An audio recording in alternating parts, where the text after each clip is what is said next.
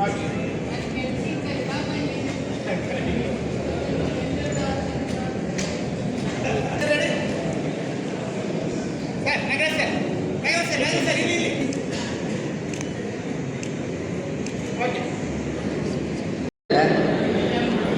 ನಾನು ಅಂದ್ಕೊಳ್ತೀನಿ. ಆ ಬೆಳಕಿಗೆ ಯಾವ ಐಡೆಂಟಿಟಿ ಇಲ್ಲ, ಅದಕ್ಕೆ ಸನ್ಮಾನ ಮಾಡಲಿಕ್ಕೂ ಸಾಧ್ಯ ಇಲ್ಲ, ಹಾರ ಹಾಕಲಿಕ್ಕೂ ಸಾಧ್ಯ ಇಲ್ಲ.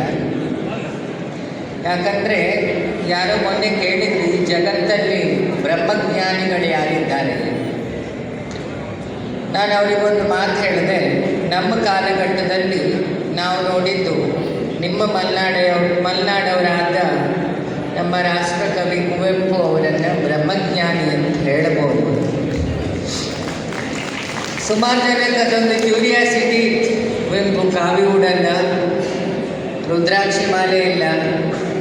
ನಾನು ಯಾವಾಗಲೂ ಹೇಳ್ತೇನೆ, ಸೈಟ್ ಆಫ್ ಕಾನ್ಷಿಯಸ್, ನಮ್ಮ ಪ್ರಜ್ಞೆಯ ಹೈಯರ್ ಲೆವೆಲ್ ಇದೆಯಲ್ಲ ಅದು ಸನ್ಯಾಸ.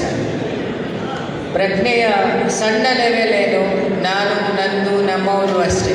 ಈಗ ಊಟಕ್ಕೆ ಹೋಗ್ತಾ ಒಂದು ಗುಂಪು ಹೆಂಡತಿ ಮಕ್ಕಳು ಎಲ್ಲರನ್ನೂ ಕರ್ಕೊಂಡು ಹೋಗುತ್ತೆ,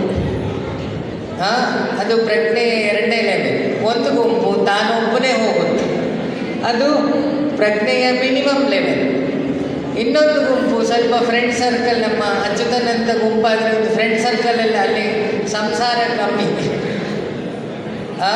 ಒಂದು ಚೂರು ಮೆಚ್ಯೂರಿಟಿ ಮೇಲೆ ದೇಹ ಸಂಬಂಧ, ರಕ್ತ ಸಂಬಂಧ ಮೀರಿ ಹೃದಯ ಸಂಬಂಧ ಅಂತ ಬಂತು.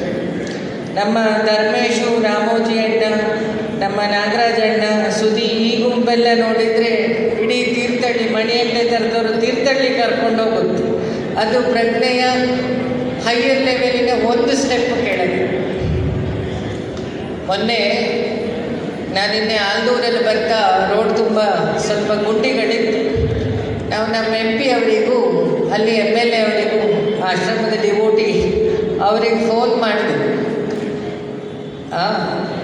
ಮಿಡಲ್ ಕ್ಲಾಸ್ ಅವರೆಲ್ಲ ಸ್ವಲ್ಪ ಟೈಯರ್ ಎಲ್ಲ ಒಂದು 10 ಸರಿ ಚೇಂಜ್ ಮಾಡಬೇಕಾಗ್ಬೋದು ಇಲ್ಲಿ ಅಂತ.